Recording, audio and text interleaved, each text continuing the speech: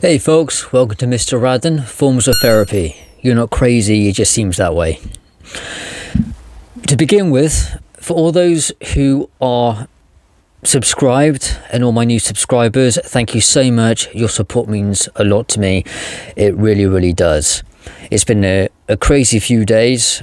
Over the weekend, my younger brother and I, we got to visit London. We went to the War Museum, and this is some footage of what we got up to.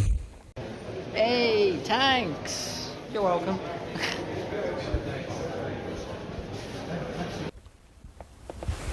So yeah, we have a laugh.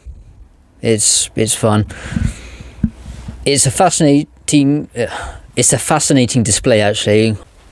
Anyway, for this video, one of my new subscribers, they asked me about doing a video on PTSD. So once again, I will be going over another one of Jordan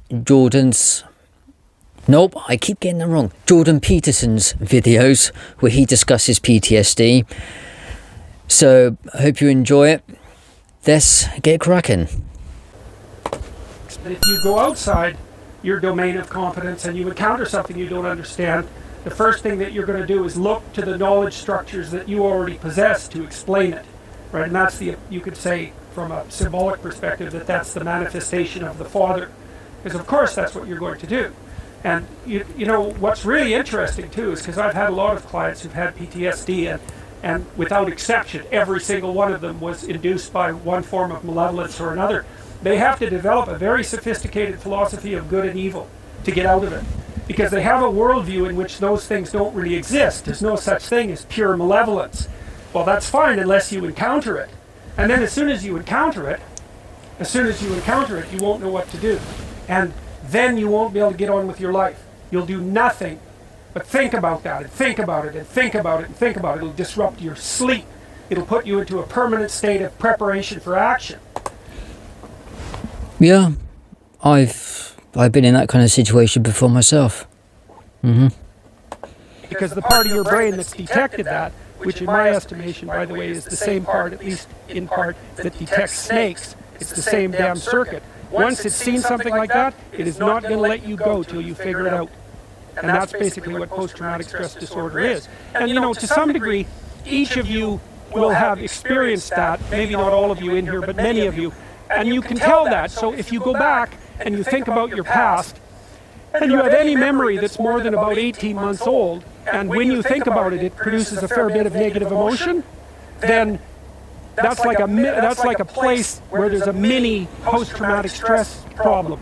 And what's happened? You remember I showed you that hierarchy, moving from tiny motor actions all the way up to high-order abstractions? Well, you can imagine, say, you have good person at the top, and you kind of use that scenario to construe other people. People are basically good. Well, then you run into someone who is not good, and boom, the whole bloody system comes tumbling down because it's violated that highest order axiom. So that's post-traumatic stress disorder. If something has violated an axiom that's more differentiated, you know, closer to the actual motor output, not quite so high in the abstraction chain, then all it does is wipe out that part of the structure. It doesn't wipe out the whole thing. And you can tell if you have holes in your perceptual value structure by checking to see if you have memories that are still alive in a negative way that are old enough so that they should have been incorporated into your personality. And so one of the things you can do, you're doing one of the exercises that's on my self-authoring site. You guys do the personality analysis, but there's another program there called it's called the past authoring, where you write down an autobiography. And thinking through these things that have happened to you in your past that are negative is a good way of making them go away. And thinking them through kind of means you have to figure out what happened, right? And then you sort of have to figure out how to make it not happen again. What you're trying to derive is some kind of causal analysis. How is it that I was put into a situation where I was made vulnerable? You know, and that could be, well, because you're only 4 and you couldn't protect yourself, and now it's time to update that because you're a fully functioning adult. Yeah, remembering something accurately as a way to heal from it. A very important detail right there.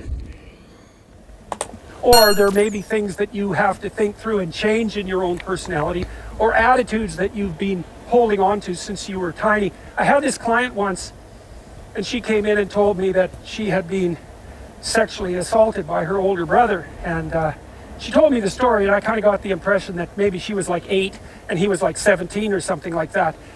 And she was about 27 when she came and talked to me, and then I found out by further questioning that she was 4 and he was 6. And I thought, she still had this story in her head of her being tormented by this older person, right? That's how she told the story. And what I told her was, well, look, another way of looking at this is that you two were very badly supervised children. Because, I mean, he was 6, for God's sake. You know, he's a little kid. That doesn't mean that what happened to her was any less traumatic, but he wasn't 17, right? The story was different than the one she had in her head. And, you know, by the time she left, after we had that conversation, it was clear that the way that she was construing the experience had radically shifted. And it was very interesting because, you know, you think of the past as fixed. And it is in some sense, but the reason you remember the past isn't to make an objectively accurate record of the past. It's so that you can use the information in the past to prepare you for the future. Bingo. We don't necessarily remember the details as accurately as we should if we've been through a traumatic event. It doesn't take away how traumatic the event was for you. It's just our brain is so focused on one particular part of the event that we don't accurately remember other small details. And your mind won't leave you alone unless that has happened. So if you've encountered something that's negative and you don't know why and you don't know what to do about it if that happens again in the future, then that will stay with you. And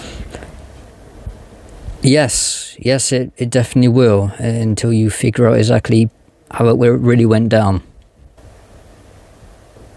I think one of the things it does too is it increases your overall physiological load. There's actually physiologists who've been talking about this. I can't remember the damn phrase, but you can imagine that your mind is doing something like this all the time. It's got a record in some sense of your autobiographical experiences. And what it's doing is calculating how frequently you've been successful versus unsuccessful. And the more frequently that you've been successful, the higher you are up on the dominance hierarchy. That's one possibility. So your serotonin levels go up and you're calmer. But also, it's reasonable to assume that the environment is less dangerous, right? Because that's sort of what constitutes danger. You're somewhere and you act and something you don't want to have happen happens, that's danger. And so your brain is always trying to figure out how to calibrate how anxious you should be. And one of the things it does is by sort of keeping track of your past success-failure ratio. And so, to the degree that your past has been characterized by, we'll call them failures, those are situations where you do not get what you want, then your brain puts your body on constant alert.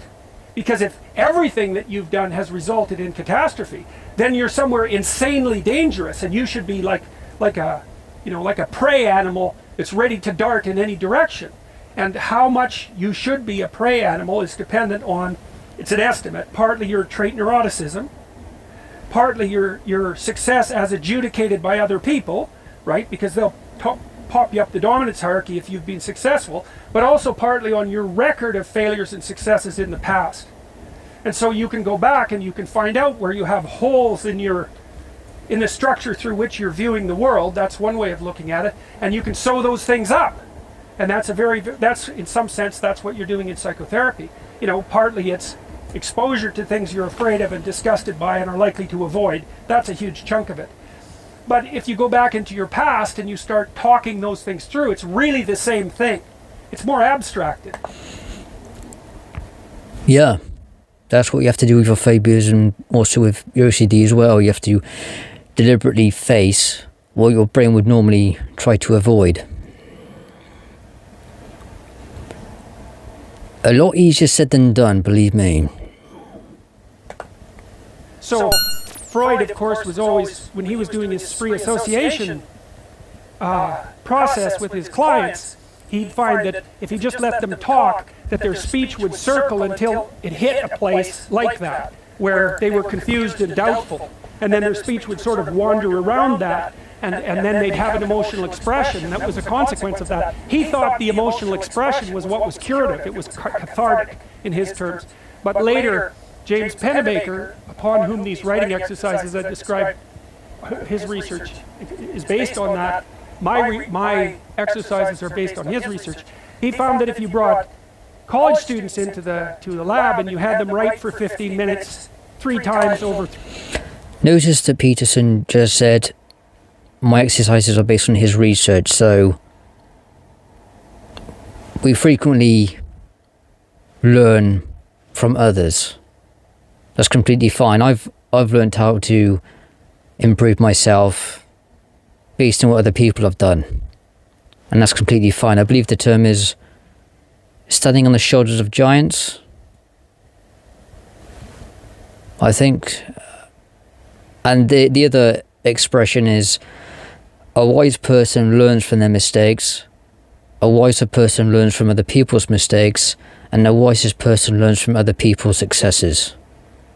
Very important to know.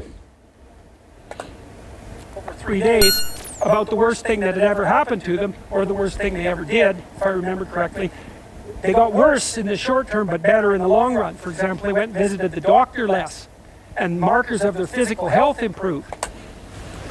Another important detail right there. Yes, when you face issues, when you face hard times, write them down if that's what it takes. It does put you through a miserable time in the short term because you're having to go through those painful experiences all over again. But in the long term, as he just said, as Jordan Peterson just said, in the long term, you do vastly improve. You have to go through those rough times again, if necessary, to improve your life in the long run. Kind of strange how that works, but it's good. It's very true. And so I think the reason for that is because, what's that called? It's called something low. Just about got it right from the physiologist. Doesn't matter. They got healthier, as far as I can tell, because they basically calmed down. Once they had gone through the negative memory and sorted it out properly and told a properly articulated story and figured out how to deal with it, then their physiology calmed down. And so then they weren't as stressed, they weren't producing as much cortisol, and so cortisol suppresses your immune function, and so they were more likely to stay healthy. And so... Exactly. It's a really good point right there. Well, so that's all very much worth thinking about. Well, I hope you enjoyed these insights about PTSD. Remember, there's nothing wrong whatsoever with learning from other people. I do it all the time. There's plenty of cracking information out there, including in books. I read quite a lot. I recently finished reading a book called The Obstacle Becomes the Way. Trying to remember the author's name. Something Holiday. But anyway, I'll go into my thoughts on that book in a later video. But I hope you enjoyed this content for this video. I know I definitely did. On the side note, if you're looking for a good flick to switch off to, I'd highly recommend Edge of Tomorrow. It's a great sci-fi flick. In the meantime, everyone, feel free to share, like, and subscribe. I'll catch you next time. Take care, stay safe, and all the best.